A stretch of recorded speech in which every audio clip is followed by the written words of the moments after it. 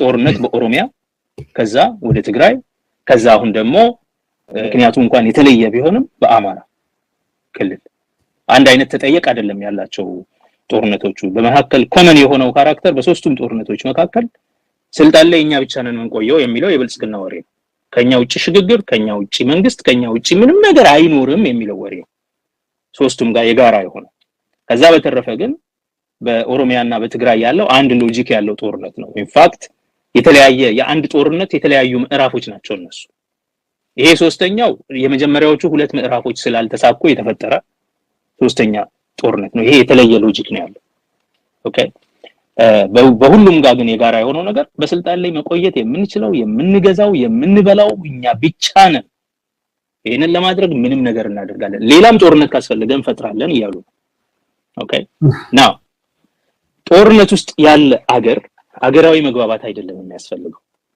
በመጀመሪያ አሁን ያለው ሁኔታ ምን ይመስላል የሚለው ነው በትግራይ አፈሙዝ ዝም ብሏል ጦርነት ግን አሁንም አልቆመም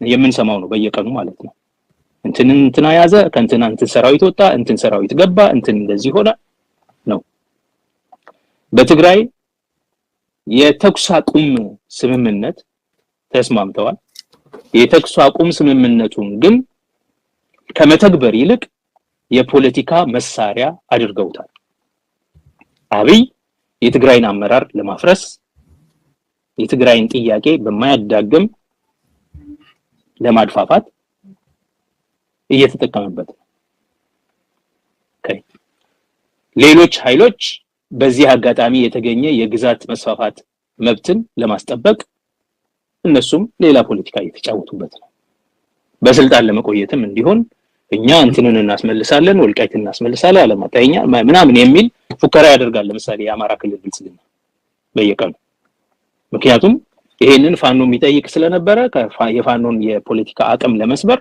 የሱን አጀንዳ እኛ መስረቅ አለብን ነው አንድ ብልጽግና ነው እንግዲህ ያለው የሚወጋቸውም ብልጽግና ነው ከ4 ኪሎ ደግሞ ለህዝብ ቆም ያለው ብሎ የፋኖን ሲምፓቲ ለማግኘት ወይም አጀንዳ ለመስረቅ የሚሞክረው ብልጽግና ኦኬ ይሄ ምን ለማለት ነው ይሄ ማነሳው የተኩስ አቁም ስምምነቱ የፕሪቶሪያ ተኩስ አቁም ስምምነት እንዳይተገበር ያተገባበሩን የፖለቲካ መጫወቻ የፖለቲካ እግር ኳስ መሳሪያ አድርገውታል ስለዚህ ትግራይ ሰላምም ጦርነትም አይደለም ከባድ ትርምስ ነው ያለው ሌላው ቀርቶ የሰብአዊ እርዳታ እንኳን እንደሚገባ አልገባ በጀት መልቀቅ ተጀምሯል ኦኬ የፖለቲካውን ሁኔታ የማስተካከል ስራ ምንም ነገር የለም ደሞዝ የሚከፈላቸው ያልተከፈላቸው ሰዎች እንደው እስካሁንም ያልተከፈላቸው አሉ ሁለተኛ በዋናነት ግን የትራንዚሽናል ጃስቲስ በትግራይ ጦርነት ወቅት የዘር ማጥፋት ወንጀል የጦር ወንጀል የሰብአዊነት ወንጀል የፈጸሙ ሰዎች የሌላ ጾታዊ ጥቃትና የተለያዩ አሰቃቂ ድርጊቶችን የፈጸሙ ግለሰቦችና ባለስልጣናት ተጠያቂ የሚሆንበት የሽግግር ስርዓት በአፍሪካ የሽግግር ፍትህ ፍሬምወርክ ውስጥ ማዕቀፍ ውስጥ እንዲደረግ የሚል ነበር ይሄን ነገር ምንም እርምጃ አልተወሰደበትም ይልቅ መንግስት ምንድነው ያደረገው በፍትህ ሚኒስቴር የሽግግር ፍትህ ምናምን የሚል ረቂቅ አዘጋጅቶ የሽግግር ፍትህ ስለ ትግራይ ሳይሆን በአገሪቱ በሙሉ የሚል ወሬ ነው የጀመረው ለዚያውም ከየት እንጀምር ከኃይለ ሥላሴ ጊዜ እንጀምር ከደርግ ጊዜ እንጀምር ከመቼ እንጀምር ምናምን የሚል ጨዋታ ማለት ነው በትግራይ ጦርነቱ ለጊዜው አፈሙዝ ቆሟል በስምምነቱ ምክንያት ነገር ግን በትግራይ ውስጥ የተኩስ አቁሙ አተገባበር ሁኔታ አሁንም ስቶልድ ስለሆነ ለጊዜው ውጊያ የለም እንጂ ሰላም የለም አንድ ለዚህም ነው የምክክር ጉባኤ የሚባለው ኮሚሽን የሚባለው ተቋም ትግራይን ያሳተፈ አይደለም የሚያደርገው ምክክር የተለያዩ ክልሎችን የማያሳትፍ ምክክር ነው ያደረገ ያለው እንደምታውቀው ይሄ አገራዊ ምክክር ሊሆን አይችልም ብልጽግና ብቻውን የሚያስተዳድርባቸው አካባቢዎች ሰላም አለ የሚባልባቸው አካባቢዎች ብቻ እና እሱ የሚፈልጋቸው የራሱ ፓርቲ ሰዎች ብቻ ናቸው የተሳተፉ ያሉት ኦልሞስት ኦልሞስት ከአብን በስተቀር ማለት ነው። እናት ፓርቲ ምናምን እንኳን አልሳተፍም ይላል። እነዚህ ሁሉ የማይሳተፉበት ምክክር የብልጽግና ምክክር ነው። አንደኛው ይሄ ነው ትግራይ። ሁለተኛ ኦሮሚያ ከ2019 ጀምሮ በጦርነት ውስጥ ነው ያለችው። ዛሬ አብይ አህመድ ከአዲስ አበባ ውጪ የሚያስተዳድረውም የሚቆጣጠረውም ግዛት የለውም። አዲስ አበባ ውስጥም 3 ሰዓት ምናምን ነው መንገድ የሚያዘጉት መንገድ ላይ ሲሄዱ። በነገራችን ላይ አሁን ላስት ዊክ ስደውል ለ3 ሰዓት ምናምን መንገድ ይዘጋል። ምንድነው አብይ በዚህ ላይ ያልፍ ነው ተብሎ 3 ሰዓት ከተማ ውስጥ ሜክሲኮ አደባባይ አካባቢ ማለት ነው። እና ከአዲስ አበባ ውጪ የሚቆጣጠረው ነገር የለም። እንደምታየውም ደግሞ አዲስ አበባ ዙሪያ ያሉ የኦሮሚያ ወረዳዎች ሸገር ሲቲ የሚባለው አሁን የተቋቋመው እንትን ውስጥ በየቀኑ ነው ጦርነት የሚካሄደው፣ በየቀኑ ነው መታኮስ ያለው የኦሮሞ ነጻነት ሰራዊት ያለበት አካባቢ ማለት ነው። መላው ኦሮሚያ ጦርነት ውስጥ ነው ያለው። የአማራ ክልል ያለበትን ሁኔታ ሁሉም ሰው የሚያውቀው ነው። እነዚህ ከሀገሪቱ ትልልቅ ክልሎች ከሀገሪቱ ከ70 እስከ 80% የሚሆነውን አትሊስት ቴሪቶሪ የሚያስተዳድሩ የሚሸፍኑ አካባቢዎች በዚህ አይነት ጦርነት ውስጥ ይያሉ የምታደርገው አገራዊ ምክክር አይኖርም። ምክንያቱም አለመግባባት ሳይሆን ያለው አሁን ለምንድን ነው አገራዊ ምክክር የምታደርገው? አገራዊ መግባባት ለመፍጠር አለመግባባት ሲኖር ማለት ነው። አለመግባባት ሳይሆን ያለው አሁን ካለመግባባት ያለፈ ሰይፍ ያማዘዘ ጦርነት ነው ያለው። አገር ከ70% በላይ በጦርነት እሳት ውስጥ ተቀምጦ ሀገራዊ መግባባት ውይይት አደርጋለሁ ማለት ምን እየተባለ ነው? ጦርነቱን እንዴት አድርጌ ላሸንፍ እድል ስጡኝ እየተባለ ነው። በሌላ መንገድ ምንድነው ህገ መንግስትን ቀይር ምናምን ነው እያሉ ያሉት። ቅድመ ጦርነት ድህረ ጦርነት ባልሆነበት ሁኔታ ሀገራዊ ምክክር አይደረግም በየትም ቦታ። ሀገራዊ ምክክር ህግና ስርዓትን አክብሮ ዲሞክራሲያዊ ሰላምን ተጠቅሞ የሚደረግ ተግባር ነው። ሽግግር አልነበረም፣ ዲሞክራሲያዊ ስርዓት የለም፣ ጦርነት አልቆመም፣ እንዲሁም ጦርነት ተፋፍሞ እየቀጠለ ነው። ኦኬ የምንተማመንበት አንድ ተቋም የለም። አንድ ተቋም አሁን በጣም ቴክኒካል የሆነ ጭቅጭቅ ትሰማለህ። የሀገራዊ ምክክር ኮሚሽኑ ተጠያቂነቱ ለፓርላማው ሳይሆን ለፕሬዝዳንቷ መሆን አለበት፣ ለእንትና ሳይሆን ለእንትን መሆን አለበት። እነዚህ በጣም ቴክኒካል የሆኑ ጥያቄዎች ናቸው። ሁላቸውም ብልጽግና ናቸው። የሀገሪቱ ፕሬዝዳንት በነገራችን ላይ በህገ መንግስት አግባብ ሳይሆን ይሄ አዲስ ፓርቲ ስልጣን ሲይዝ የነበሩትን ፕሬዝዳንት አንስቶ እንደ ገጸ በረከት ለራሱ ለሚያገለግሉት ሰዎች የተሰጠ ተቋም ነው። that day the office of the presidency is dead. as far as the constitution is concerned ህገ መንግስታዊ አግባብን በሚመለከት ከሆነ ህገ መንግስታዊው የፕሬዝዳንት ጽህፈት ቤት የርዕሰ ብሔር ጽህፈት ቤት ሞቷል። ምን ነበር ያስገደደው ይሄ እንዲነሳ? ስለዚህ እንዳለ የሱ ጥቅም አስጠባቂ የሚሆኑ ሰዎችን ሲሾም የፕሬዝዳንት ጽህፈት ቤት፣ የፍርድ ቤት የጠቅላይ ፍርድ ቤት ፕሬዝዳንት፣ የፌዴሬሽን ምክር ቤት እነዚህን ሁሉ ዝም ብሎ ሃንድ ፒክ ባደረጋቸው ሰዎች ነው የሞላው። ለምን ሲባል እነዚህ ሁሉ ሽግግር እንዳይኖር የአንድ ፓርቲ ስለዚህ እነዚህ አንድ ፓርቲ ሰዎች ስለሆኑ ለፕሬዝዳንቱ ተጠሪ ሆኑ፣ ለጠቅላይ ሚኒስትሩ ተጠሪ ሆኑ፣ ለምክር ቤቱ ተጠሪ ሆኑ። እነዚህ አስፈላጊ ጥያቄዎች አይደሉም። ጥቅም ያላቸው ጥያቄዎች አይደሉም። ሬሌቫንት አይደሉም። ግን ሀገሪቱ ውስጥ ያለውን ችግር ሊፈታ አይችልም ይሄ የብሔራዊ ምክክር ኮሚሽን የሚባለው። አሁን ጦርነቱንም ሀገሪቱ ውስጥ ያለውን ችግር በምክክር ለመፍታት የሚቻለው መጀመሪያ ሰይፍ ከወረደ በኋላ ሰይፍ እየተይዞ እየተጋደለ እያለ የምታደርገው ሰላም እንዲፈጠር ድርድር እናደርግ ነው። ከሚዋጉ ኃይሎች በድርድር ወደ ሰላም ጠረጴዛ ይምጡ ነው። ለድርድሩ ሳያሳልጥም ይሄ ቡድን እንዴት አድርጎ ተደራዳሪዎቹ እኮ የሉም እዚህ ውስጥ ያሉት ብልጽግና ብቻ ናቸው። ለመስማት እየሞከረን ነው የሚል ነው። አሁን ባለፈው ዶክተር ዮናስ አዳዬ የሚባሉ የምክክር ኮሚሽኑ ከኮሚሽነሮቹ አንዱ ናቸው ሲናገሩ ሰምቼ ጫካ ያሉትንም ወገኖቻችንን በጠመንጃቸው የሚዋጉትንም ምን ጠመንጃስ እንዳስነሳቸው ለመስማት ከህዝብም ከተለያየ አቅጣጫም እየሞከረን ነው የሚል ነገር ነው ሲናገሩ የነበሩት። ከዛ በኋላ ወደ ምክክር የሚሄዱበትን ከዛ ወደ አገራዊ ምክክር ኮሚሽን የሚመጡበትን ነገር እናመቻቻለን የሚል ነገር ሲናገሩ ነው የሚሰማውና ያንን ነገር ማድረግ አይችሉም። ኮዛቸውን ወስደው ከዛ በኋላ አንተምተው ወደሚለው የመሄዱ ጉዳይ ይቻላል የሚሉ ተስፋ የሚጥሉ ሰዎች አሉ። የእርሶ ምልከታ ምንድነው? የለም አንደኛ ነገር ይሄ ኮሚሽን የጋበዛቸው ሰዎች አሉ። እንጋብዝ ብለው ጋብዘናቸዋል፣ መልስ አልሰጡንም ነው ያሉት። የኦሮሞ ነጻነት ግንባር ለምሳሌ የኦሮሞ ነጻነት ሰራዊት መግለጫ ወጥቷል። እኛ የደረሰንም ደብዳቤ የተደረገልንም ጥሪ የለም፣ ለሰላም የተዘረጋጃችን እንዳለ ነው። ነገር ግን የብልጽግናን ስልጣን ለማስጠበቅ የሚደረግ ማንኛውም ምክክር ተገቢም ነው፣ የሀገርንም ችግር ይፈታል ብለን አናምንም የሚል መግለጫ ወጥተዋል። የፋኖ ኃይሎች ሌላው ታጣቂ እነሱ አይደሉ? እነሱም እኛ የምናውቀው የተደረገልን ጥሪም የተጻፈልን ደብዳቤም የለም፣ ሰላም የመጨቆኛ አዲሱ ቋንቋ ነው፣ አዲሱ መሳሪያ ነው እንጂ እውነተኛ ሰላም የሚፈልግ ጦር አይደለም። እዚህ ሀገራዊ ምክክር እያለ በዛ በኩል ጦርነት እያራመደ ነው ያለው፣ ከተሞች ላይ ሲቪሊያንስን እየገደለ ነው ያለው።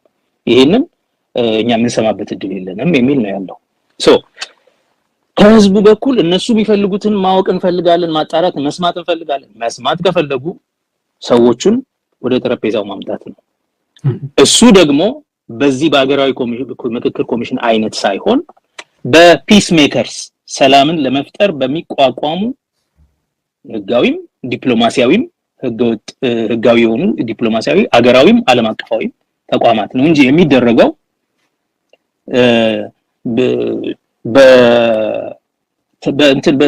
ተጠርተው ከየአካባቢው ተመርጠው ስልጣን የተሰጣቸው ሰዎች በእነዛ ሰዎች ሊካሄድ አይችልም። ማን ነው ዮናስ አዳዬ? እኔ እስከማውቀው ድረስ የእንግሊዝኛ ቋንቋ አስተማሪ ነው በአዲስ አበባ ዩኒቨርሲቲ። ዮናስ የእንግሊዝኛ ቋንቋ አስተማሪነቱን ትቶ ገንዘብ ያስገኛል ብሎ ሲያምን ኢንስቲትዩት ኦፍ ፒስ ኤንድ ሴኩሪቲ ስተዲስ አካዴሚክ ኮኦርዲኔተር ምናምን ሆኖ ተቀምጦ ነው ማውቀው። ስለ ዮናስ ብዙ ልነግርህ እችላለሁ። እንዴት ያለ የማይረባ የአካዴሚክ ውሳኔዎች ሲወስን እንደነበረ እኔ ያስተማርኩ እዛ። ለምን አይፒኤስኤስ ማስተማር እንዳቆምኩኝ ከዚህ በፊት በተወሰነ ደረጃ ገልጫለሁ፣ መግለጽ እችላለሁ። አይፒኤስኤስ ክብረ ነክ ነው ለኔ እዛ ማስተማር ብዬ ያቆምኩት ኢንስቲትዩት ኦፍ ፒስ ኤንድ ሴኩሪቲ ስተዲስ። ይሄ አብይም ፒኤችዲ የሰራበት ተቋም፣ የዛ ተቋም የአካዴሚክ ዳይሬክተር ነበር ዮናስ ማለት። አብይ አስተማሪውን ነው እዛ ይሾሙ። ይሄንን መርሳት የለበት። ከዛ ውጪ ዮናስን እንዲቀበል ኮሚሽን አድርጎ የአደራዳሪ እንዲያደርግ ወይም የሀገራዊ ምክክር ስብስብ ውይይት እንዲያደርግ ስልጣን የሰጠው ምንድን ብቃቱ ነው? የእንግሊዝኛ ቋንቋ አስተማሪነቱ ወይስ ምንድነው የሱ ክህሎት? ሰላም ምንድነው የሱ ስራ?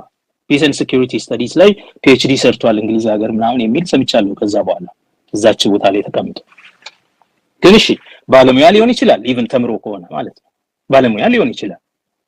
አንድ ባለሙያ ኮሚሽነር ለመሆን በምን መስፈርት ተመረጠ? የት ነው የተመረጠው? ምናውቀው ነገር የለም።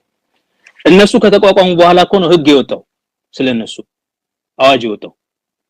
ሲመረጡ እነማን ነበር የተሳተፉት? የትኛው ፓርቲ የትኛው ህዝብ ነበር የመረጣቸው? እነዚህ ሲመለመሉ ማለት ነው። እነሱን ነገር ብንተው ይሻላል። የኔ ተማሪ የነበሩ ሰዎች እዛ ውስጥ አባል አሉ፣ ጧት ማታ እየጻፉ የሚያስቸግሩኝ አሁን ድረስ በዛ ምክክር ጉባኤ እንድሳተፍ የሚፈልጉ ማለት ነው። ስለዚህ ያንን ኮሚሽን እናስቀምጠው ግድ የለህም። በዋናነት ድህረ ግጭት ሊሆን ይገባው ነበር። አሁን ግጭት አልተፈታም። ግጭት ለመፍታት እሱ ሊያሳልጥ አይችልም። መጀመሪያ ግጭቱ መርገብ አለበት፣ ሰይፍ መውረድ አለበት፣ ሰላም መውረድ አለበት፣ መገዳደል መቆም አለበት። ከዛ በኋላ ከመገዳደል ወዴት እንሄዳለን የሚለው ማንኛውም ሁሉ ጊዜ ፖስት ኮንፍሊክት የሆኑ እርምጃዎች ማለት ነው።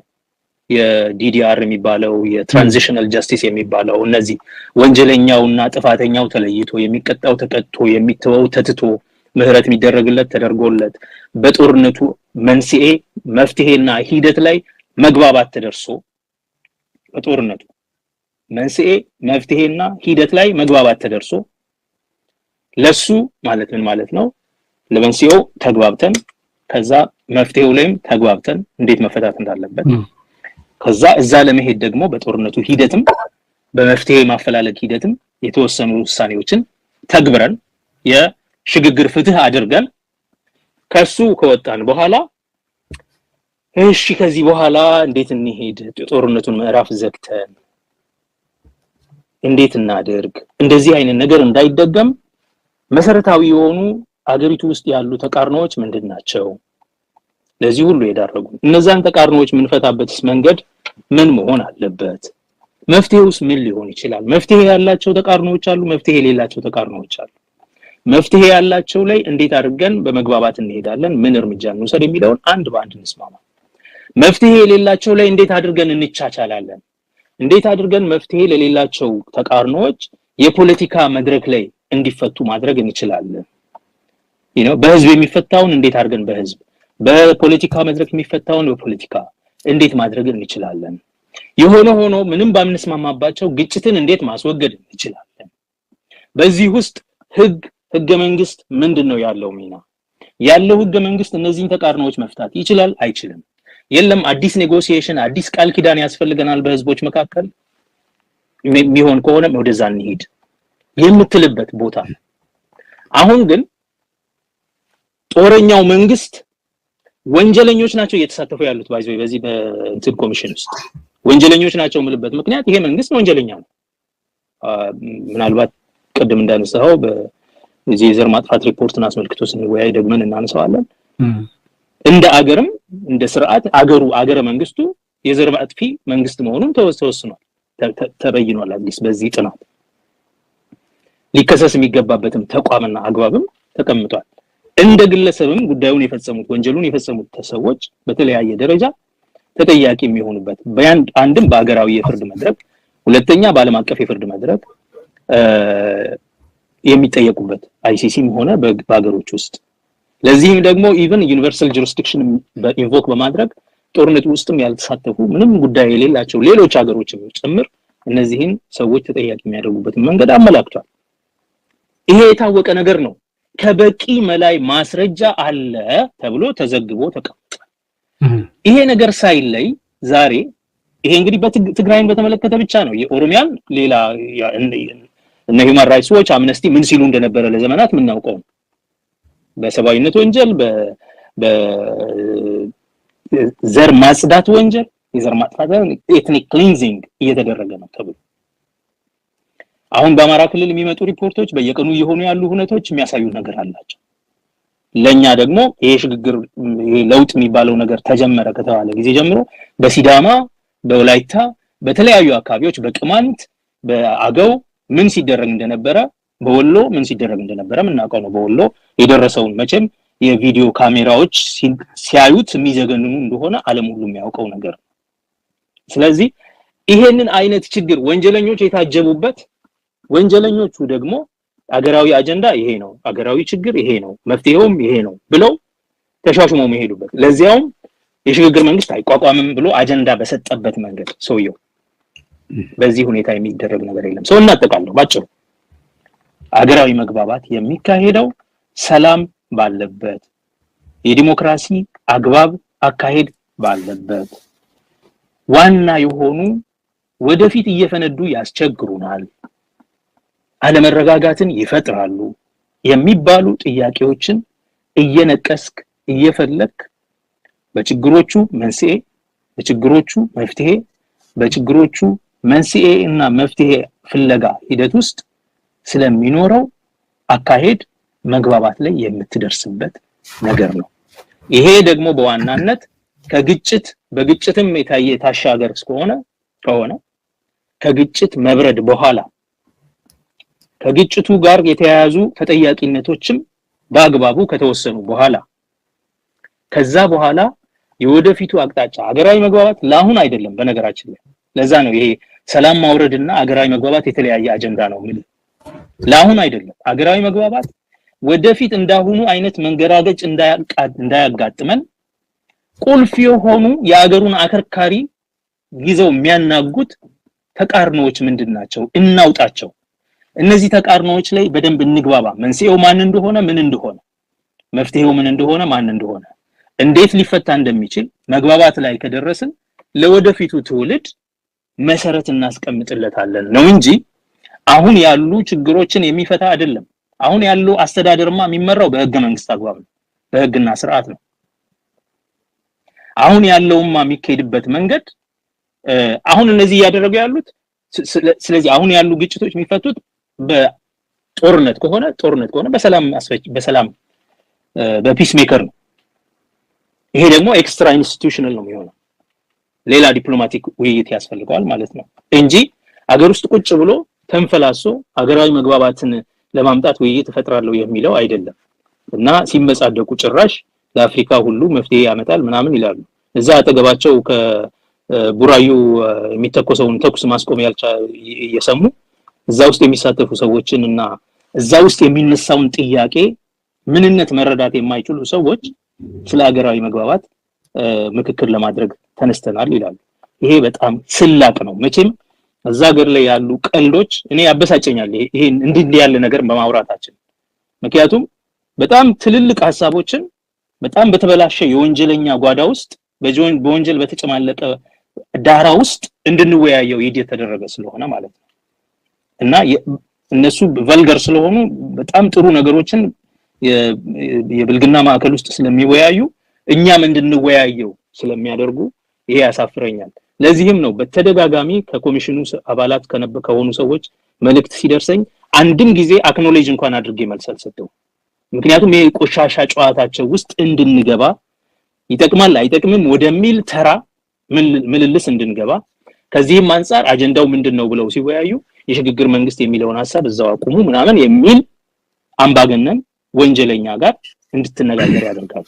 ይሄ ቢሆን ኖሮ ማለት አሁን እርሱ በሚሉት መንገድ ማለት ከድህረ ጦርነት በኋላ ነገሮች ከሆኑ በኋላ የሽግግር መንግስት ደረጃ ሊያስኬድ የሚችል ተቋም ነው ወይ የሽግግር ኮሚሽን የሚባለው ተቋም በዛ ደረጃ የሚሄድ ነው? ጠቅላይ ሚኒስትሩ ታዲያ ለምንድን ነው የሽግግር ኮሚሽን የሽግግር መንግስት የሚባል ነገር አታስቡ ሲሉ የነበሩት? ከዚህ ጋር በተገናኘ የምክክር ኮሚሽን እንዳልኩ ስለ ሽግግር አይደለም። ሽግግር ተፈጽሞ አገሪቷ አሁን ስርዓት አለን ማለት ነው። ዲሞክራሲያዊ አካሄድ አለን፣ ህገ መንግስት አለን ምናምን ግን ስቲል በየጊዜው ያመረቀዘ ህገ መንግስታዊ እና ዲሞክራሲያዊ ስርዓታችንን የሚጎረብጠውና የሚያናጋው ወደ ግጭት የሚያወስደን ምንድነው? እስቲ ይሄን ነገር ምን እናድርግ የሚል የውስጥ ደዌም አውጥቶ የሚያይ ማለት ነው ተቋም ማለት ነው።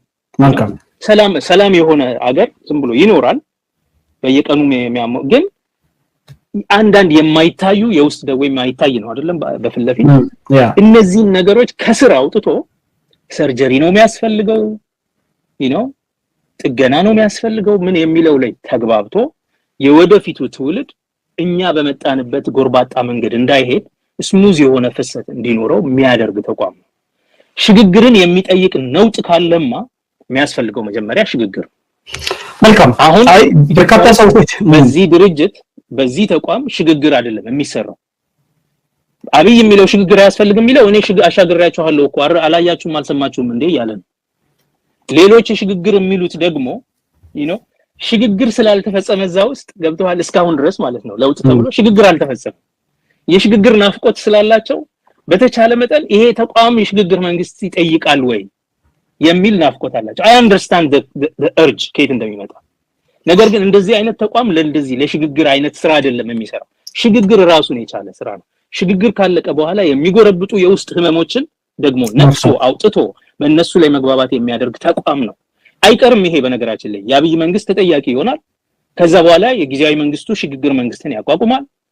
የሽግግር መንግስቱ ደግሞ የሽግግር እርምጃዎችን ወስዶ ከጨረሰ በኋላ ትራንዚሽናል ጃስቲስን አካቶ ማለት ነው እነዚህን ነገሮች ካደረገ በኋላ አሁን ምንድን ነበር እንደዚህ ይሄን ሁሉ ህመም ያመጣብን ውስጥ የሆነ ያለ ዋና ቀራኔ የሚለው ከተስማማንበት በኋላ የዲሞክራሲያዊ ሽግግር ተደርጎ የዲሞክራሲያዊ መንግስት ተቋቁሞ ፖለቲካው ሴትል አድርጎ ግን ቆይ እንዲህ ያለ ይሄ ሁሉ ያለፍንበትን መንገድ እንድንሄድ የዳረገን የማናየው በየለቱ የማናየው ህመም ግን ስር የሰደደ ዋልታ አከርካሪያችንን የያዘው ህመም ምንድነው የሚለውን የምንለይበት ተቋም ነው። ይሄ አይቀርም አንድ ወቅት ይሆናል። ይሄ ግን የሚሆነው ጦርነት አልቆ ሰላም ወርዶ ሽግግር ፍትህ ሰፍኖ ዲሞክራሲያዊ ሽግግር ተደርጎ ተቀምጠን ለመነጋገር ጩኸትና ተኩስን በማንሰማበት ሰዓት ፖለቲካው ከብረት ተላቆ ባለ ጊዜ የምንተማመንባቸው ሰዎች ተመርጠው የምንተማመንባቸው ሰዎች ቁጭ ብለው ከፖለቲካ በጸዳ መልክ የዚህን ሀገር ራስ ምታት እንዴት አድርገን ነው የምንቀርፈው ለትውልድ የሚሉበት ቦታ ነው። ለሽግግር መንግስት ለማቋቋምም የሚሆን አይደለም። እንደሱ አይደለም። ይሄ ኮሚቴ ላይ ቀርበውም ቴስቲሞኒ የሰጡ አባላት ምስክርነታቸውን የሰጡ አባላት እንዳሉ እናውቃለን ከሌሎች የኢትዮጵያ ተወላጆች ጋር በመሆን ማለት ነው። ናው ይሄ ተቋም ያጠናው ጥናት ምንድነው ሲባል የትግራይ ጦርነትን አስመልክቶ እሱ ላይ ብቻ አተኩሮ ማለት ነው ሌሎችን ችግሮች ሌሎችን አካባቢ ግጭቶች ያነሳቸዋል እንዳሉ እንደ ዳራው በዋናነት የዘር ማጥፋት፣ የጦር ወንጀል፣ በሰብአዊነት ላይ የሚፈጸሙ ወንጀሎች፣ ጾታዊ ጥቃቶች እና ቶርቸር እና የመሳሰሉ ሌሎች የጭካኔ ተግባራት የሚባሉትን በጦርነቱ ውስጥ የተፈጸሙ ተግባራትን ተፈጽመው እንደነበረ በሰፊ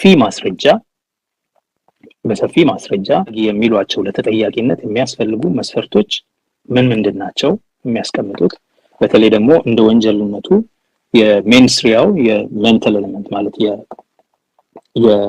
የአእምሮአዊ ሁኔታውን እና የድርጊት ሁኔታውን ማንኛውም አንድ ሰው ወንጀል ተጠያቂ ለመሆን አስፈላጊው አእምሮአዊ ሁኔታ ማለትም ማወቁ ያንን የሚደረገውን ነገር መፈለጉ ኢንቴንሽን የሚባለው ማለት ነው። ሁለተኛ ደግሞ ድርጊቱ በተጨባጭ የፈጸመው ዝርዝር ድርጊት መካተት አለበት ነውና እንደ ወንጀልነቱ እነዚህ ነገሮች ምንድናቸው በዘር ማጥፋት ላይ የድርጊቱ አካል ምንድናቸው ምን ሲደረግ ነው ተፈጸመ የሚባለው መርምሮ ያረጋገጠውን የተለያዩ የዓለም አቀፍ ተቋማት የሚዲያም ተቋማት ሌሎችም በተለያየ ጊዜ የሰብአዊ መብት ድርጅቶችም ሁማን ራይትስ ዎች እነዚህ ሁሉ ያቀረቡትን ሪፖርት እና ያረጋገጡትን ማስረጃዎች በሙሉ በመሰብሰብ የትኛው ድርጊት ከየትኛው ኢንቴንሽን ጋር ከየትኛው አእምሮአዊ ሁኔታ የፍላጎት መግለጫ የሆነ አእምሮአዊ ሁኔታ ጋር እንደተፈጸመ ለማስረዳት የሚያስችል ትንተና በስፋት አድርጓል።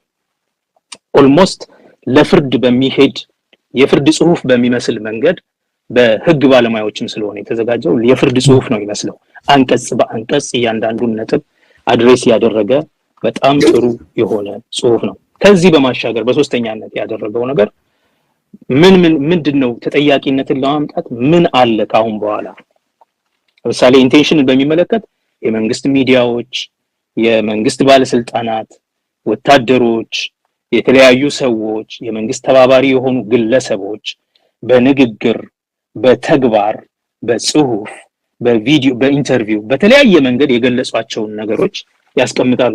በዋናነት በተደጋጋሚ የሚገለጸው በሁሉ ሚዲያ ሲነገርለት የነበረው ዝነኛው ዳንኤል ክብረት የተናገራቸው ንግግሮች እና ሌሎችም ባለስልጣናት በተለያየ ጊዜ አብይ ራሱን ጨምሮ የተናገሯቸው ንግግሮች የተደረጉ ነገሮችን እነዚህ የአእምሮአዊ ሁኔታን የሚያሟሉ ንግግሮች ናቸው በሚል ያስቀምጧቸው አሉ። ፖሊሲዎችም ካሉ እነዚህን ጭምር ማለት ነው። በድርጊት ደረጃ በተለያየ ተቋማት ተጠንተው የተረጋገጡትን ብቻ ነው የመረጡት። ይሄ ህዝቡ ውስጥ እኛ በየቀኑ ስንሰማው የነበረው በግለሰብ ላይ የደረሱ የፎቶ ማስረጃዎችን ቪዲዮዎችን አይደለም።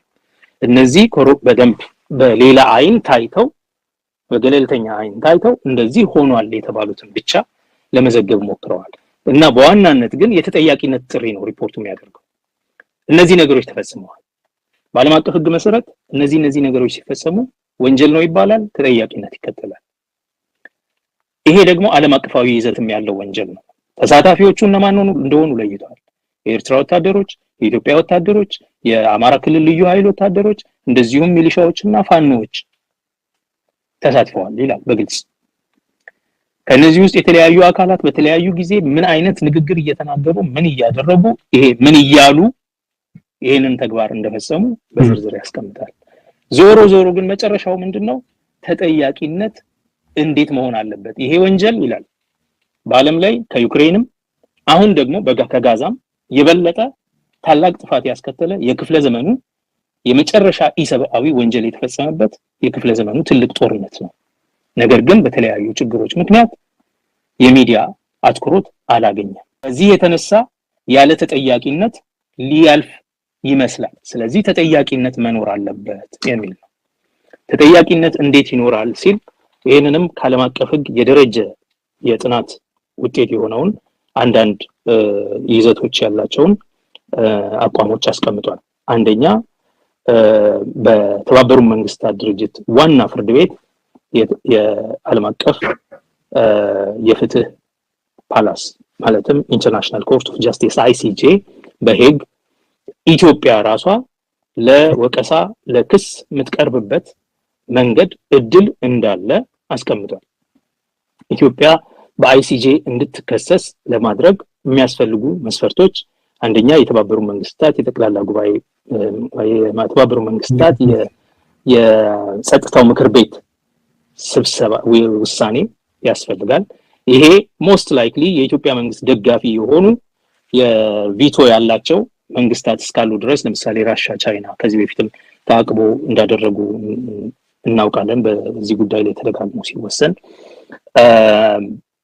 ስለዚህ ይሄ በጸጥታው ምክር ቤት የማለፉ እድል ላይኖር ይችላል። አሜሪካ ደግሞ ሰላምን ፈጥሬያለሁ ስለምትል በዛ ጦርነት ላይ የሰላሙ አንዱ እንትን ሰላም እንዲፈጥሩ ለማድረግ ዘር ማጥፋት ዘር ማጽዳት አለ አንልም ለጊዜው ብለው ነው ሪሶልድ አድርገውት የነበረው። ዘር ማጽዳትን እንኳን ብሏል ሴክሬታሪ ብሊንከን ኤትኒክ ክሊንዚንግ ተፈጽሟል ብሏል። ጄኖሳይድ ግን የሚለውን ማንለው ለሰላሙ ሂደት ስንል ነው ብለው ነበር። ስለዚህ አሁን ያኔ ይሄንን ብለው ስላሉ አሁን በቀጥታ ለማለት ያስቸግራቸዋል። ስለዚህ በተባበሩ መንግስታት የጸጥታው ምክር ቤት በኩል የሚደረግ ኢትዮጵያን በICJ ለማቅረብ የሚደረገው ጥረት ላይሳካ ይችላል። ስለዚህ አንዳንድ አገሮች የኮንቬንሽኑ ባለቤት የሆኑ የኮንቬንሽኑ አጽዳቂ የሆኑ ኢትዮጵያ ደግሞ ዋና አጽዳቂ ነች የጄኖሳይድ ኮንቬንሽን ግዴታ ስላላቸው አንዳንድ አገሮች ይሄ እንዲተገበር ኢትዮጵያን ከሰው ፍርድ ቤት ማቆም ይችላሉ።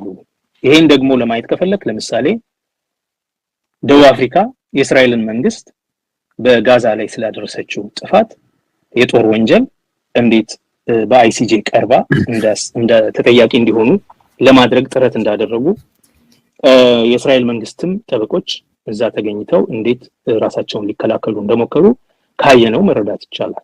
ስለዚህ አንዱ ተነሳሽነት ያለው የጄኖሳይድ ኮንቬንሽኑ እና የተባበሩ መንግስታት ግዴታዎቼ ናቸው ሲፈጸሙ ያየው ወንጀሎቹ ሲጣሱ ያየው ዝም አልልም የሚል የኢትዮጵያ ወዳጅ የሆነ ሀገር የኢትዮጵያውያን ወዳጅ የሆነ ሀገር በነገራችን ላይ እዛ ቦታ እንድትጠየቅ የሚያደርግ መንግስት ቢኖር ወዳጅ ነው ብዬ ነው ማስበው። እኔ ባላንጣ ነው ብዬ አላምንም።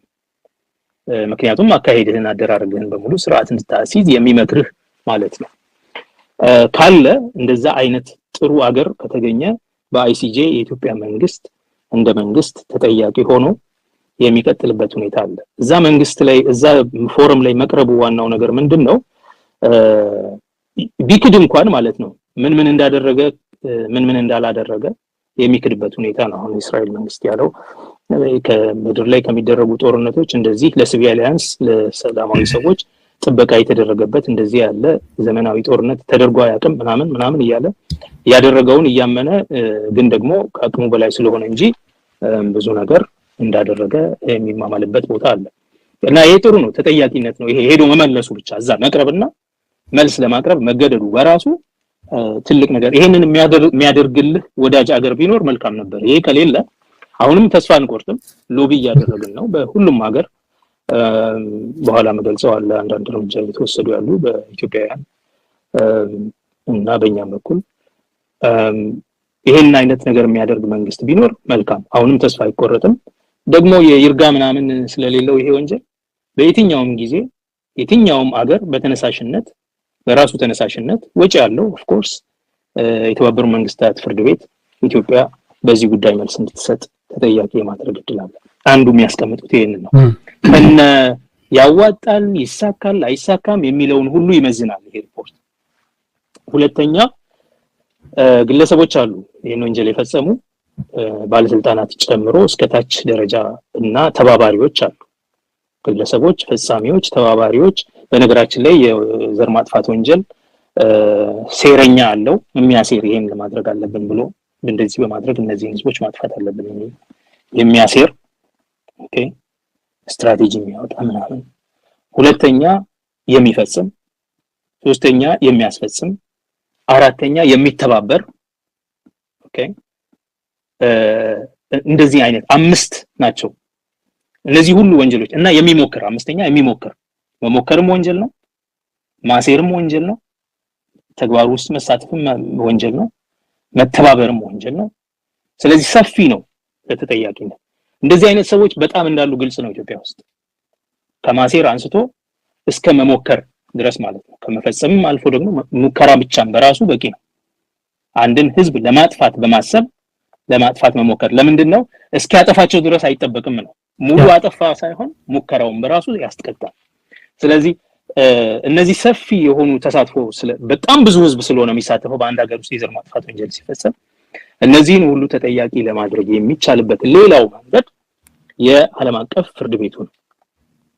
የዓለም አቀፍ ፍርድ ቤቱ የሮም ስታቲዩትን ኢትዮጵያ ስላልፈረመች በቀጥታ ተጠያቂ የምትሆንበት መንገድ ይጠፋል፣ ያስቸግራል። ስለዚህ ሌሎች ሀገሮች ኢትዮጵያን ለመውቀስ ኢትዮጵያ የፈረመች ቢሆን ግዴታዋን አልተወጣችም ብለው መክሰስ ይችላሉ። ግለሰቦችንም ለዛ ፍርድ ቤት እንዲቀርቡ ሪፖርት እያደረጉ ክስ ማቅረብ ይችላሉ። ነገር ግን ኢትዮጵያ ስላልፈረመችው የሚመጣው በየት መንገድ ነው? አንደኛ የተባበሩት መንግስታት የጸጥታው ምክር ቤት ኢትዮጵያ ውስጥ እንዲህ አይነት ወንጀል ተፈጽሟል ብሎ ሲያምን እንደዚህ አይነት ወንጀለኞች በአይሲሲ እንዲመረመሩ በዓለም አቀፍ የወንጀል ፍርድ ቤት ምርመራ እንዲካሄድባቸው ትዕዛዝ ካወጣ ኢትዮጵያ ፈርማ ቢሆን ራሱ አይሲሲ አሁን በቅርብ በእስራኤል ላይ እንዳወጣው ማለት ነው። እስራኤል ላይ ያወጣበት ምክንያት የአሬስት ምንድነው የምርመራ ዋራንት ያወጣበት ምክንያት ኦሬዲ አይሲጄ የዘር ማጥፋት ወንጀል ተፈጽሟል ለማለት የሚያስችል ብዙ ነገር አለ የሚል ድምዳሜ ላይ ስለደረሰ ነው እና እርምጃዎች መወሰድ አለባቸው ያላቸውን እርምጃዎች ስላስቀመጠ አሁን በእኛ ኬዝ እንደዛም የለም። እሱ ከሌለ በዓለም አቀፍ በጸጥታው ምክር ቤት የተወሰነ ውሳኔ ያስፈልጋል። የጸጥታው ምክር ቤት በተለያየ ምክንያት ላይወስን ይችላል። ይሄንንም ሪፖርቱ ያስቀምጣል። ይሄ ካልሆነ ዩኒቨርሳል ጁሪስዲክሽን ዓለም አቀፋዊ ሁለንተናዊ ኃላፊነት በሚለው ይሄን ጉዳይ የመፋረድ ኃላፊነት ዩኒቨርሳል ጁሪስዲክሽን በሚለው የትኛውም ሀገር በአገሩ ውስጥ ይሄ ወንጀለኛ በተገኘ ጊዜ ይዞ በማቅረብ ለአይሲሲ ማስረከብ ማለት ይወጣሉ አይደል? እነዚህ ዲፕሎማቶቹ መሪዎቹ ምናምን በተለያየ አካባቢ ግለሰቦችም ማስረጃ ያለባቸው አሁን በግለሰብ ደረጃ ከስልጣን ለቀው በግለሰብ ደረጃ ሲንቀሳቀሱ ቢገኙ ማንኛውም ሀገር የአይሲሲ ዩኒቨርሳል ጁሪስዲክሽን ስላለ ምክንያቱም የተፈጸመው ወንጀል ዓለም አቀፋዊ ነው፣ በሰው ልጆች ላይ የሚፈጸም ወንጀል። ስለዚህ የትኛውም ሀገር ዓለም አቀፋዊ የመፋረድ መብትን ስልጣንን በመጠቀም እነዚህን ሰዎች በመያዝ ለፍርድ ማቅረብ ግዴታው ይሆናል። ከዛ ባሻገር በአገሪቱ ውስጥ በአገሮች ውስጥ በራሳቸው በየተለያዩ ሀገሮች ውስጥ ፍርድ ቤት ውስጥ የማስቆም እና የማቆምና የማስፈረድ መብት ደግሞ የሚለው ነው። እነዚህን ሁሉ አማራጮች በስፋት ይዘግባል፣ ሪፖርቱ ያስቀምጣል። በኢትዮጵያ እንደሚታወቀው የዘር ማጥፋት ወንጀል ነው።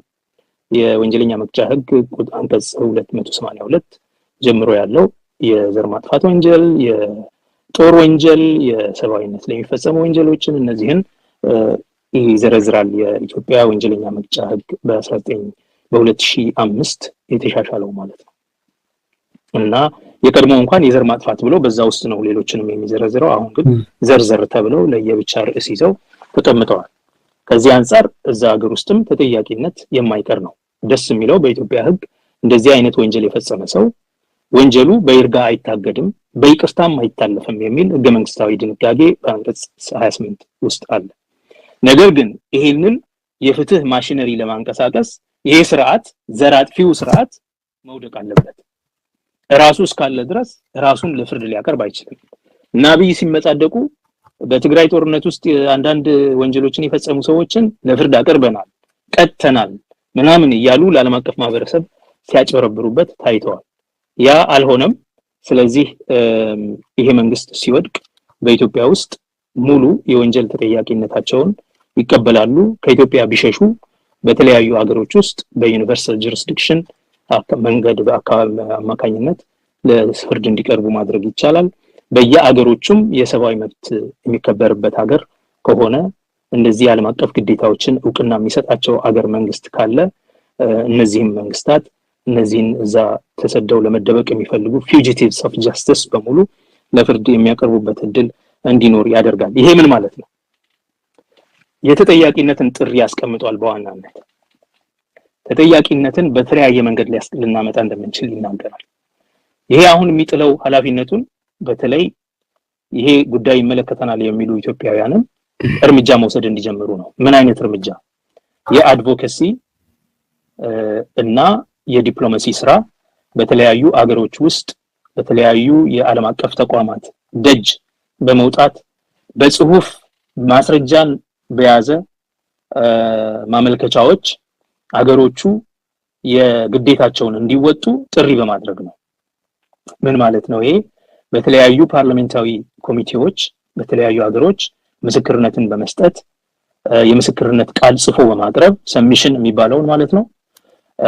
ከዚህም ባሻገር በተለያየ የአድቮኬሲ ስራ ሰላማዊ ሰልፍን ጨምሮ ፔቲሽንን ጨምሮ ደብዳቤ መፈረምን ጨምሮ በተለያየ መንገድ ኮንስቲትዩንሲያቸውን የነሱ ኮንስቲትዩንሲ የሆኑበት ተወካይ የፓርላማ አባል የኮንግረስ አባል ሴኔተር ባለበት አካባቢ ሁሉ እንደዚህ አይነት እርምጃዎች እንዲወሰዱ የተለያዩ ጽሁፎችን በማስገባት ማመልከቻዎችን በማስገባት ሰላማዊ ሰልፎችን በማድረግ ጥያቄዎችን በተጧጧፈ መንገድ በማድረግ ከዓለም ህሊና እንዳይሰወር ይሄ ነገር ተጠያቂነት እስኪመጣ ድረስ until accountability is achieved we shall not relax, we shall not rest, we shall not relent በሚል መንፈስ መንቀሳቀስ ያስፈልጋል። ምናልባት ይሄ ደስ የሚያሰኝ ከሆነ አላውቅም በእኛ በኩል ይሄንን እያየን ቁጭ አንልም በሚል አንድ ዘገባ አንድ ሰብሚሽን ለተለያዩ ተቋማት የሚላክ በተለይ ደግሞ እዚህ እኔ በመኖርበት ሀገር ለአውስትራሊያ መንግስት የሰብአዊ መብት እና የዲሞክራሲ ወዘተ ቋሚ ኮሚቴ አለ። የሱ የሰብአዊ መብትን ጉዳይ ብቻ የሚመለከት ንዑስ ኮሚቴ ለዛ ኮሚቴ ሰሚት የሚደረግ አንድ ሰብሚሽን ተዘጋጅቷል። ይሄንን በተቋማት በድርጅት ስም ወይስ በግለሰቦች ስም እንዴት አድርገን እናስገባው የሚለውን እየተወያየን ነው። ደግሞም የጋራ እንዲሆን የበሰለም ነገር እንዲሆን ረቂቁን እያዳበርን ያለበት ሁኔታ አለ። ምናልባትም እንደ ሰብአዊ እርዳታ የሚያሰባስብ ተቋምነታችን እና ሰብአዊ ነትን የሰብአዊነት አድቮኬሲ የሰብአዊነት ዲፕሎማሲ እንደሚሰራ ተቋም በጅራም በኩል እንደዚህ ያሉ ነገሮችን ማስገባት መጀመር አለብን በሚል ዝግጅት አድርገናል። ረቂቅ አዘጋጅተናል። ከዛም ባሻገር የተለያዩ ደብዳቤዎችን በግልም ለተለያዩ ባለስልጣናት ለሴክሬታሪ ጀነራሉ ጨምር ማለት ነው ለዩናይትድ ኔሽንስ ለአይሲጄም ለአይሲሲም ለአይሲሲ ዋናው ፕሮሲኪዩተርም ጭምር እነዚህን አይነት ደብዳቤዎችን መጻፍ ማሳሰብ ያስፈልጋል። በተለያዩ የአገሮች የሚገኙ የኢትዮጵያ ሰዎች በተለያየ ደረጃ ከዚህ በፊት ሲያደርጉ እንደነበረው ተጠያቂነት እስካልመጣ ድረስ ያደረግነው ተቃውሞና ተጽዕኖ ትርጉም የለው። መጨረሻው ተቋሚነት ተጠያቂነት ነውና ተጠያቂነት እንዲመጣ በያሉበት ሀገር በጣም አስፈላጊ እንቅስቃሴ ማድረግ ጠበቆችን በማፈላለግ ጉዳዩን ወስደው የሚከራከሩ ሰዎችን በማዘጋጀት ለጠበቆች የሚያስፈልግ ገንዘብን በማሰባሰብ ራስንም በማደራጀት ራስንም በማብቃት በሚቻል መጠን የሚያስፈልጉ ደብዳቤዎች አቤቱታዎች ሰብሚሽኖች ወዘተ እንዲገቡ ማድረግ አስፈላጊ ነው። በተለያዩ ፎረሞችም በምሁራዊ ፎረሞች በፕሮፌሽናል ፎረሞች ለምሳሌ ኢትዮጵያ ውስጥ የተፈጸሙትን ጾታዊ ጥቃትና የዘር ማጥፋት ወንጀል በተመለከተ ያፈጻጸሙን ሁኔታና የተደረጉ ተግባራትን የሐኪሞች ማህበራት የህግ ባለሙያዎች የምሁራን ማህበሮች የተለያዩ ኢንተሌክቹዋል ፎርሜሽንስ አሉ። ለምሳሌ ኦሮሞ ስተዲስ አሶሲዬሽን እነዚህ በሙሉ ይሄንን ነገር ሃይላይት እያደረጉ ሊያቀርቡት ይገባል። ነው የትግራይ እንደመነሻ ነው የሚሆነን። የትግራይ በራሱ መታየት ያለበት ነገር ነው። ዓለምን በደንብ ያየው ስለሆነ እንዲህ አይነት ዘገባ ይወጣበት። በተለያዩ ጊዜ ግን በኦሮሚያ ላይ ስለነበረው ጦርነት በኦሮሚያ ስለነበረው የዘር ጭፍጨፋ በኦሮሚያ ስለነበረው የህዝብ መፈናቀል የረሃብ የቤቶች መቃጠል የሰብል መቃጠል የህፃናትና ወንዶችና ሴቶች ልጆች መደፈር እነዚህን ነገሮች በሙሉ ሸኔን ለማጥፋት ምንጩን ማድረቅ ነው ባህሩን ማድረቅ ነው በሚል አካሄድ ሲሄዱ የነበረውን በተለያዩ ተቋማት የተዘገቡ ዘገባዎች አሉ በራሳቸው የሰብአዊ መብት ኮሚሽን ጭምር። ስለዚህ እነዚህን በመያዝ የኦሮሞንም ጉዳይ የሌሎችንም ብሔሮች አንተ ቅድም የጠቀስካቸው የአገው የቅማንት እንዲሁ ተዳፍኖ የቀሩ ተጠያቂነት ሳይኖርባቸው ለዚህ ረጅም ጊዜ በሲዳማ በወላይታ በኮንሶ በጌዲዮ በተለያዩ አካባቢዎች የደረሱ የጦር ወንጀሎችን የሰብአዊነት ወንጀሎችን በሙሉ የሚያካትት ሙሉ የሆነ የተሟላ ዘገባ ለህግ ባለሙያዎች ለህግ ፕሮፌሽናል ተቋማት ለዓለም አቀፍ የሰብአዊ መብት ተቋማት ለዓለም አቀፍ የሰብአዊ መብት ፍርድ ቤቶች ለነዚህ በሙሉ እንዲገቡ በማድረግ እንዲደርሱ በማድረግ ጉዳዩን በጠረጴዛው ላይ እንዲቆይ ማድረግ ያስፈልጋል ነው ብያምናለሁ። አይ ቲንክ ይሄንን ሁሉም የትግራይ አክቲቪስቶችን ጨምሮ የኦሮሞ የሌሎችም የቅማንት ያገው የሌሎች የኢትዮጵያ ብሔሮች በሙሉ ችግሩ የደረሰባቸው በሙሉ ማንኛውም ሰውም ደግሞ ሰብአዊ በመሆኑ ብቻ ይሄንን አይነት ነገር ክትትል አድርጎ ዓለም አቀፋዊ መፈክር ስለሆነ never again ደግሞ እንዳይፈጸም በሚል የተፈረመ ሰነድ ስለሆነ ከዛ አንፃር ሁሉም ሰው ርብርብ አድርጎ ይሄንን ጉዳይ እንዳይረሳ ከታሪክ እንዳይሸፈን እና እንዳይደበቅ እንዳይቀበር ማድረግ አስፈላጊ ነው ብያምናለሁ። ከዚህ አንፃር አንዳንድ እርምጃ እየወሰድን። መልካም። ከዚህ ጋር በተገናኘ ምናልባት ከዚህ ርዕስ ወደ ሌላ ርዕስ ከመሻገራችን በፊት በደንብ አስረጅ ሊሆን የሚችለው ምናልባት የኢትዮጵያ ህገ መንግስትም ይሄን በደንብ አስቀምጦታል። እርሱም ቅድም ባሉት መሰረት አንቀጽ 28 ይሄንን በማሻማ መንገድ ጊዜ የማይገድበውና በይርጋ የማይታለፍ መሆኑንም ጭምር በግልጽ በማሻማ መንገድ አስቀምጦታልና ምናልባት በፍርድ ሂደት ውስጥ የሀገሪቱ ርዕሰ ብሔር የሞት ቅጣት የተፈረደበትን ሰው ወደ እድሜ ልክ ሊቀይረው ይችላል እንጂ አይጠየቅም የሚል ነገር በግልጽ ያላስቀመጠበት ስለሆነ አሁን የቀረበው ዶክመንት እና የጥናታዊ ጽሁፍ በኢትዮጵያ ውስጥ ጄኖሳይድ ተፈጽሟል አልተፈጸመም ብሎ ለሚደረጉ ክርክሮች ምንድነው አስተዋጽኦ ያለው? ምክንያቱም የዓለም አቀፍ ህጎችን ጠቅሶ ነው የሚያስቀምጠው። አሁን ትኩረት እንዲያደርጉልኝ የፈለኩት ጄኖሳይድ ተፈጽሟል አልተፈጸመም በሚለው ጉዳይ ላይ በዓለም አቀፍ ደረጃ በዓለም አቀፍ ፍርድ ቤት የተባበሩት መንግስታት ድርጅትም ሆነ ሌሎቹ ኢትዮጵያ የፈረመቻቸውም ያልፈረመቻቸውም ሙሎች ሊጠየቅባቸው የሚችል ምናልባት እነዚህ ሰዎች ነገ ጊዜያቸው አልፎ ከስልጣን የሚወርዱበት ጊዜ እንኳን በግለሰብ ደረጃ አሁን የሩዋንዳው ሬዲዮ ጣቢያ አስተዳዳሪ የነበረው ሰው ከስንት ዓመት በኋላ ተደብቆ ከሚኖርበት ሀገር ተጠያቂ ሆኗል እና ምናልባት እንዲህ ሊጠየቁ የሚችሉባቸው ሁኔታዎችን ምንድነው የሚያስቀምጠው መንገድ? ከዚህ ጋር በተገናኘ ያው ዘገባው እነዚህን ሁሉ ያካትታል ማለት ይጠቅሳቸዋል። እነዚህን የፍርድ ሂደቶች የሩዋንዳውንም የስሬብሬኒካ የቦስኒያውንም የተለያዩ ጊዜ ከኑረምበርግ ጀምሮ ያሉ የቻዱንም ሰውዬ እነዚህን ሁሉ ይጠቅሳሉ። ነገር ግን በኢትዮጵያ ከባድ አይደለም ተጠያቂነትን ለማምጣት። አንደኛ የሀገሩ ህግ ከዓለም አቀፉ ህግም በከበደ ሁኔታና ግልጽ በሆነ ሁኔታ እነዚህ ነገሮች ወንጀሎች እንደሆኑ ያስቀምጣል። በነገራችን ላይ የመጀመሪያው ፈራሚ ነች። በጁላይ 1 1949 የሰነዱ ለፊርማ ሲቀርብ መጀመሪያ ከፈረሙት ሀገሮች መካከል ኢትዮጵያ ነች። የኮንቬንሽኑን ማለት ነው የጄኖሳይድ ኮንቬንሽን። ኢትዮጵያ የወንጀለኛ መቅጫ ህግ በ1957 ከ8 ዓመት በኋላ ሲረቀቅ እዛም ተሳትፎ የነበራቸው ዣን ግራቨን የሚባሉ ስዊስ ፕሮፌሰር ነበሩ የኢትዮጵያን ያረቀቁት። ስለዚህ በቀላሉ ነው የትራንስፖዝ ያደረጉትና ሁለቱን ጎን ለጎን አድርገህ ብታነበው አንድ አይነት ነው። ማንኛውም ሰው አንድን ህዝብ በብሔር በሃይማኖት በሶስተኛው በብሔር በሃይማኖትና ኔሽን ኤትኒክ ናሽናል ኤትኒክ ኤንድ ሪሊጂየስ በጎሳ የሚለይ ቡድንን ለማጥፋት በማሰብ የሚከተሉትን የፈጸመ ነው 1 2 3 4 5 ተቀምጠዋል። እነሱ በግልጽ በተመሳሳይ መንገድ ኦልሞስት አንድ አይነት በሚመስል መንገድ በኢትዮጵያ ህግ ውስጥ አሉ። ነገሩ የኢትዮጵያ ህግ ውስጥ እንዲህ አይነት ተግባር እንዲፈጸም ከተፈለገ መንግስታዊ ወንጀል ነው አሁን የተፈጸመው። ይሄ የዘር ማጥፋት በግለሰቦች በስተት የተፈጸመ አይደለም፣ በመንግስት ነው የተፈጸመው። ዘር ማጥፋት በመሰረቱ በመንግስት ነው የተፈጸመው አብዛኛው። እና በመንግስት ሲፈጸም መንግስቱ ራሱ ተጠያቂ ነው። በነገራችን ላይ ፍርድ ቤቶቹም ተሳትፈዋል በዚህ ጦርነት ውስጥ ማለት ነው። ፍርድ ቤቶቹም ስራ አስፈጻሚው፣ ህግ አውጪው፣ ፖሊስ፣ ልዩ ኃይል፣ ሚሊሻ ምናምን የሚባል ነገር የቀረ ነገር የለም። ማህበረሰባዊ ተቋማት ሳይቀር ማለት ነው። ስለዚህ እነዚህ ሁሉ በተሳተፉበት ሁኔታ እነሱ ራሳቸውን ለወንጀል ለፍርድ የሚያቀርቡበት መንገድ አይኖርም። ስለዚህ ይሄ ሲስተም መውደቅ አለበት። በሙሉ በሰንሰለት እጃቸው መያዝ አለበት። እነሱ ከወረዱ በኋላ ነፃና ገለልተኛ የሆነ ፍርድ ቤት ነው ተጠያቂ የሚያደርጋቸው።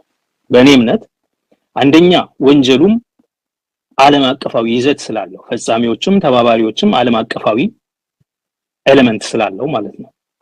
የኤርትራ ጦር አለ፣ ሌሎችም ተባባሪዎች አሉ፣ በቴክኒሻንነት በረዳትነት ምናምን የተሳተፉ አሰልጣኝነት፣ የራሻም የቻይናም የዩናይትድ አረብስ ኤሚሬትስ እነዚህ ሁሉ የተሳተፉበት ነገር ስለሆነ የሶማሊ ዓለም አቀፋዊ ይዘት ስላለው ቢያንስ ለምርመራው ገለልተኛነት የአይሲሲ ፕሮሲኪዩሽን ለምርመራው ገለልተኛነት ለክሱ ገለልተኛነት እነሱ ቢሳተፉ ፎረሙም ኒውትራል እንዲሆን ከተፈለገ ቢያንስ ዓለም አቀፋዊ ተቀባይነትም እንዲኖረው ከተፈለገ በዓለም አቀፍ ፍርድ ቤት ማይኬድ ከሆነ ብዙውን ማስረጃ የተባበሩት መንግስታት ያረጋገጠው ስለሆነ ከተባበሩት መንግስታት ፍርድ ቤት ዳኞች ወይንም ደግሞ ከዓለም አቀፍ ወንጀል ፍርድ ቤት ዳኞች የተወሰኑ ከኢትዮጵያውያን ዳኞች ጋር እየተሰየሙ ሚዳኙበት አግባብ ቢኖር ለገለልተኝነቱ ማለት ነው የፖለቲካ ጥቃት እንዳናደርግባቸው የፖለቲካ ፍርድ እንዳይሆንባቸው ማለት ነው። ጉዳዩ በእውነትም በአስተማማኝ ሁኔታ እኩል ሁሉንም ነገር ኮንነን ይሄን ምዕራፍ ዘግተን እንድናልፍ ከተፈለገ የዓለም አቀፍ እጆች እንዲገቡበት ማድረግ አስፈላጊ ነው ብዬ አምናለሁ። ይሄ ምናልባት ሌላ ጊዜ የምንወያየው ጉዳይ ነው። መልካም። ይሄንን ለማድረግ መጀመሪያ ሲስተሙ መውደቅ አለበት። ከዛ በኋላ ሰዎቹ መያዝ አለባቸው። ይሄንን ተጠያቂ ለማድረግ አዲስ ፍርድ ቤት ማቋቋም አለብን። አዲስ የአቃቤ ሕግ ስርዓት ከዓለም አቀፉ ጋር የተቀራረበ ቢሆን መልካም ነው። የተሰባጠረ ወይም የተዳቀለ ቢሆን መልካም ነው ብዬ አምናለሁኝ። በዛ መንገድ ነገሩን ማሳረጊያ ብንሰጠው ነው። ከሀገር ውስጥ እንደዚህ እንዳይያዙ መደበቂያቸውን ያዘጋጁ ወንጀለኞች ስለሆኑ ወደ ሌላ ሀገር ሊሄዱ ይችላሉ። በሚሄዱበት ሀገር እንደዚህ አይነት ማስረጃዎች መኖራቸው ቢያንስ ለክስና ለታሳሪነት ለመያዝ ምክንያት እንዲሆኑ ይጠቅማል። ይሄንን እናስደግፍና የተለያዩ ሌሎች ማስረጃዎችን እናስደግፍና ለሚኖሩበት ሀገር የህግ አስከባሪ ኃይሎች ተቋማት ታስተላልፋለህ።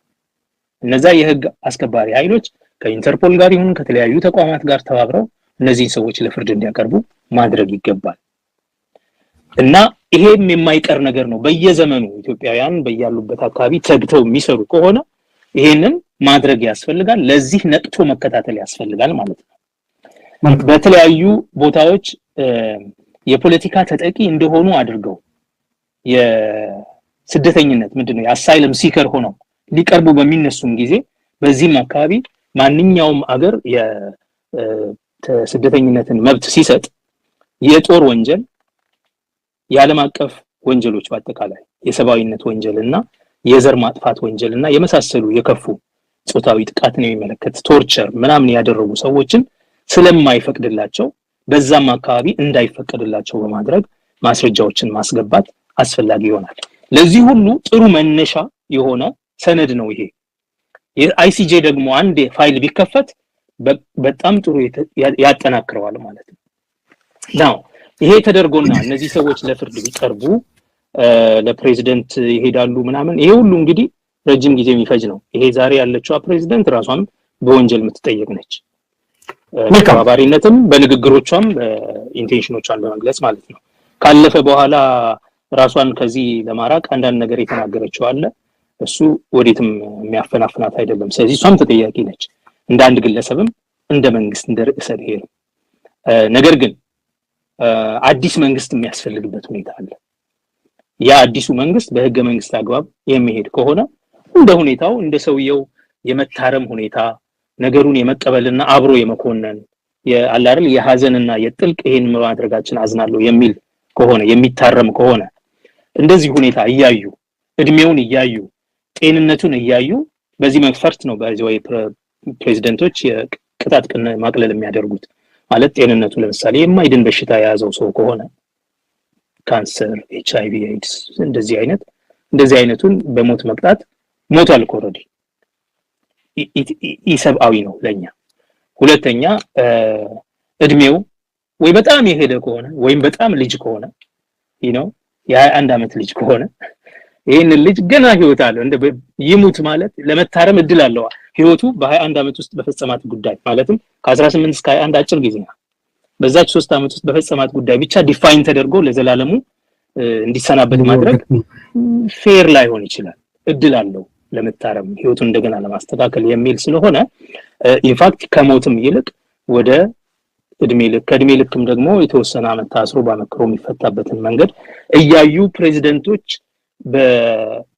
በቅንነት ይሄንን ሊወስኑ የሚችሉበት ሁኔታ ይኖራል። ይሄን ልንከለክለው አንችልም። እንዲሁም በዓለም አቀፍ ፍርድ ቤት እንዳይቀርቡ የሚፈልግበትን ምክንያት አንዱ የዓለም አቀፍ ፍርድ ቤት የሞት ወንጀልን ሰርዟል። የሞት ወንጀል ሊያገኛቸው የሚገቡ ሰዎች እንደ ፊልድ ማርሻል ብርሃኑ አይነት ማለት ነው። ፊልድ ማርሻል እንኳን አይደለም እሱ፣ ግን እንደነዚህ አይነቱን ወመኔዎች ከሞት ፍርድ ማስጣል አይገባም በዓለም ፍርድ ቤት እያቀረበ። ግን ምንም ሳይጠየቁ ከሚቀርቡ ደግሞ በዓለም አቀፍ ፍርድ ቤትም ቢሆን ቢቀርቡ መልካም ነው። እነዚህ በተለይ እንደው ሰብአዊ የሆነ አገዳደልም አይደለም፣ በጦር ወታደርነታቸው በጦር ተደብድበው እንዲሞቱ ነው መደረግ ያለባቸው። ይሄ ጊዜው ሲደርስ የሚደረግ ይሆናል። ይሄንኑ ማለት ይበቃል መሰለኝ ነው። ወደ ቀጣይ ጥያቄዎቻችን ሳልፍ ምናልባት ሰዓታችንም እየሄደ ስለሆነ እንደው ሌላ ጊዜ በደንብ ስለምንመለስበት አንኳር የሆኑ ነገሮችን ላንሳ። ይሄን ነገር ካነሳን አይቀር በኢትዮጵያ ውስጥ የተደረገው ጦርነት ማን ነበር ያተረፈባቸው? ይሄን ሁሉ ድርጊት የፈጸምንበትን ጦርነት የዘር ማጽዳት የጄኖሳይድ ወንጀል የሚባለውን ማለት ምናልባት የዓለም አቀፉ ማህበረሰብ ኔቨር አጌን ብሎ የፈረመውና ዘግቶ ያስቀመጠውን ሰነድ እኛ እንደ ድጋሚ የተጠቀምንና በስራ ላይ ውሏል ወይ ደግሞ የነገር እየተፈጸመ ነው አክቲቭ የሆነ ጄኖሳይድ ወንጀል በኢትዮጵያ ላይ እየተደረገ ነው ብለን እንድነጋገር ያደረገን ወንጀል ውስጥ ማን ነው አትራፊ የሚለውን ነገር ማንሳት ፈለኩኝ። ለብዙ ሰዎችም ጥያቄ ሆናል ብዬ አስባለሁ። ብልጽግናን ያተረፈው በኢትዮጵያ ውስጥ መጀመሪያ ከነበረው የባሰው ነገር ነው ወይ አጥቶ የአዲስ አበባ ከተማ አስተዳደር ከንቲባ እስከመሆን በርካቶች ሊያስሉ ነው የሚገልጹትና መላ ሀገሪቱን ከመቆጣጠር የከተማ በራሱን በጦር አጥሮ ከተማ ውስጥ የሚኖር መንግስት ሆኗል። የትግራይ ኃይሎች ናቸው ያን ነገር ያደረጉት ያተረፉበት። ያን ሁሉ ሰው አልቆ ምናልባት ዛሬ እነሱንም የጊዜያዊ አስተዳደሩና የህወሓት እንደዚህ ምናምን እያለ ስብሰባ ሲቀመጡ 60 ቀን ምናምን ሲቀመጡ ነው የምንሰማቸውና ያን ያህል ወጥ የሆነ ያተረፉት ነገር አለ ብለ የምትናገረው ነገር በፖለቲካው አይን ነው የምናገረው። በሰባዊነት ህዝባቸውን ታድጓል ማለት ለመናገር ዛሬስ የትግራይ ህዝብ ነው ወይ ያተረፈው የሚለውን ነገር ደግሞ ማንሳት እንችላለን። የትግራይ ህዝብ ዛሬ መሳሪያ ድምጽ ቆሞለታል። ቀደም ሰው መግቢያ ላይ ተናገሩት። ግን ዛሬም ግማሹ ያለ ዜግነት እንዲወስድ በኤርትራ ወታደር መታወቂያ እየታደለ አይደለም ወይ የሚገኘው በራሱ በተወለደበትና ባደገበት ቀይ ላይ እንዲሁም ከዚህ ቀደም የተወሰደባቸው የተፈናቀለባቸው ቦታዎች ቤት ውስጥ የራሳው አይደለም ወይ አማራ ክልል አካባቢ ያለው እየኖረበት ያለው ማን ነው አትራፊው? አሁን ኢትዮጵያ ውስጥ ኢትዮጵያ ለገባችበት ምስቅልቅል ብልጽግና ወይንስ ከብልጽግና ጋር በተቃራኒው ሲፋለሙ የነበሩት? አሁንስ እየተደረገ ያለው ጦርነት ማን ነው አትራፊ ሊሆንባቸው የሚገባው ነገር? የእርሶ ምልከታ ምንድነው ከዚህ ጋር በተገናኘ? መልካም ትርፍ ምንድነው የሚለው ነው እንግዲህ የትግራይ ጦርነት በተመለከተም ሆነ የኦሮሚያ ውስጥ እየተካሄደ ያለውን በአማራ ክልል እየተካሄደ ያለውን ጦርነት በሚመለከት ጦርነት ሲቀጥል ምናልባት በልዩ ሁኔታ አክቲቭ ሆኖ አሁን ኖ ዋር ኖ ፒስ የሆነው የትግራይ አካባቢ ላይ ትኩረት አድርገን ምናልባት የአማራና የኦሮሚያው ምን ሊያመጣ እንደሚችል አይታወቅም። ነገቷል መንግስትንም ሊገረስ ይችላልና ያንኛው የትግራይን ብቻ አስመልክቶ ከሆነ የትግራይ ጦርነት ትርፍና ኪሳራን ለማወራረድ እዛ ቦታ አልደረስንም። ገና ጦርነቱ አላለቀም። በእኔ እምነት ተኩስ ቆሟል እንጂ አሁንም እኮ ስለ ወልቃይትና ስለ ራያ አዲስ ጦርነት ስለመጀመር ነው እንጂ መሬቱም አልተመለሰም፣ ኤርትራም አልወጣም። 50 ምናምን ወረዳዎች እንደተያዙ ናቸው። ከዚህ በፊት ያንተ እንግዳ ሆኖ አንድ የቀረበ ሰው ኤርትራ አንዲትም ኢንች የኢትዮጵያ መሬት አልያዘችም ምናምን የሚል ቅጥፈት ሲቀጥፍ ሰምቼዋለሁ። ለወትሮው ማከብረው ሰው ነበረ፣ ግን እዚህ ላይ በጣም ከባድ ተዛዝቷል። የሆነ ሆኖ የኤርትራ ጦር አልወጣም፣ እነሱም ያውቃሉ። የትግራይ መሬቶች ወደ ነበሩበት ስቴትስ ኮ አንቲ ወደሚባለው ሁኔታ አልተመለሱም። ከጦርነቱ በፊት ወደ ነበረበት ሁኔታ አልተመለሱም።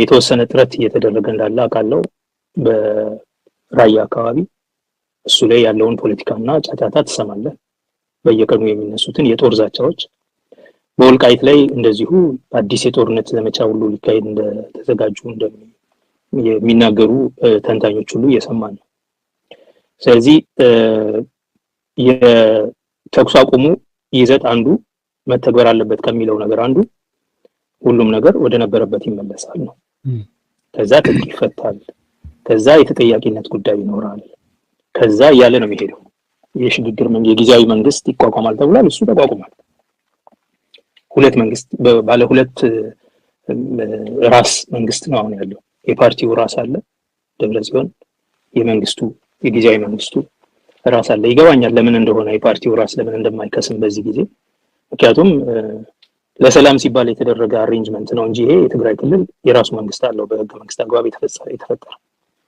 ያንን መንግስት ወረው ከቦታው ለማንሳት ሞክረዋል ያ መንግስት ደግሞ ራሱን መክቶ ህዝቡን አድኗል ከህዝቡ ጋር ቆሞ በሚችለው መጠን ቢያንስ የህዝቡን ክብር አስጠብቋል ቢያንስ የኢትዮጵያ ተራማጅ ኃይሎች በሙሉ የሚሞቱለትን መርህ ኢንቴግሪቲ አስጠብቋል የሰው ልጆችን እኩልነት የብሔሮችን እኩልነት የሀገሪቱን ህብረ ብሔራዊነት አጽንቷል ስለዚህ ትርፍና ኪሳራ የምናወራረድበት ቦታ ላይ ገና አልደረስንም to be honest ቢያንስ የሽግግር ፍትህ ተፈጽሞ ተጠያቂ መሆን ያለባቸው በሙሉ ተጠያቂ ሆነው ወደ ነበርንበት ስቴተስ ኮ አንቴ ቦታ ላይ ስንደርስ ኦኬ እዛ ጋር ስንደርስ ትርፍና ኪሳራ ማውራት እንችላለን የተኩስ አቁሙ ውሳኔ ስምምነት ሙሉ በሙሉ ተተግብሮ ኦኬ ምን አተረፍን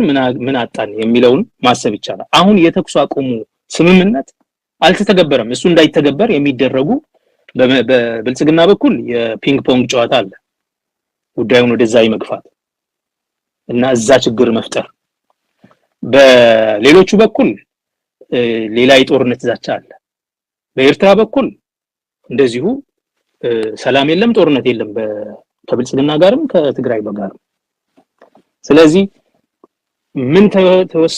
ምን አገኘን ምን አጣን የሚለው ጋር ለመድረስ የጦርነቱ መቋጫ ምንድነው የጦርነቱ መቋጫ የነበረው የተኩስ አቁም ስምምነቱ የተኩስ አቁም ስምምነቱ እስካልተገበረ ድረስ የጦርነቱ መቋጫ አልመጣም ሳይቋጭ ደግሞ ትርፍና ኪሳራ አናላይዝ ማድረግ አትችልም የሆነ ሆኖ ትርፍ ማለት ምንድነው ካልከኝ ለኔ በኦሮሚያም በሌላም ቦታ ቢሆን ማለት ነው ማን ነው ያተረፈው ያልክ እንደሆነ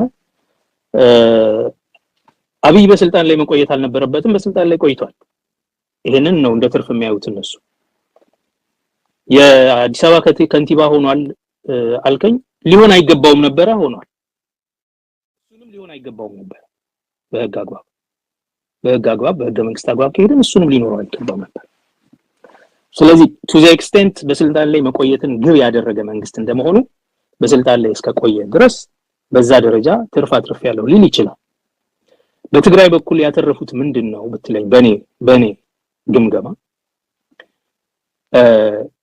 ለሉዓላዊነት ለራስ ገዝነት ለመርህ ለትግራይ ልጆች ሰብአዊ ክብር ብለው መስዋዕትነት ከፍለዋል ያንን ክብር አስጠብቀዋል they came out of this war with all the sacrifices with dignity በክብር የወጡት እነሱ ናቸው ብልጽግና ክብር የለው በሺዎች የሚቆጠሩ ሰራዊቱን አጥቶ አጋሮቹን አጥቶ ኤርትራን እና አማራ ክልል ልዩ ኃይል ፋኖ ምናምን የሚባለው በሙሉ አጥቶ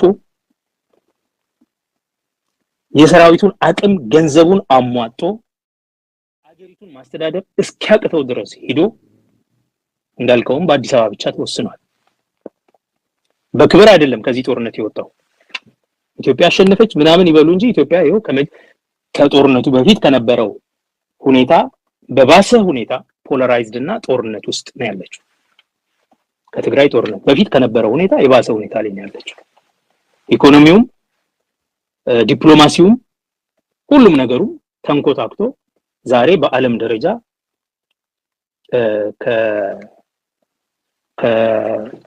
ከኖቤል ሰላም ተሸላሚነት ወርዶ ሰው የማያናግረው በየስብሰባው የማይገኝ ተሸማቆ የሚኖር ግለሰብ ሆኗል እንደ መሪ።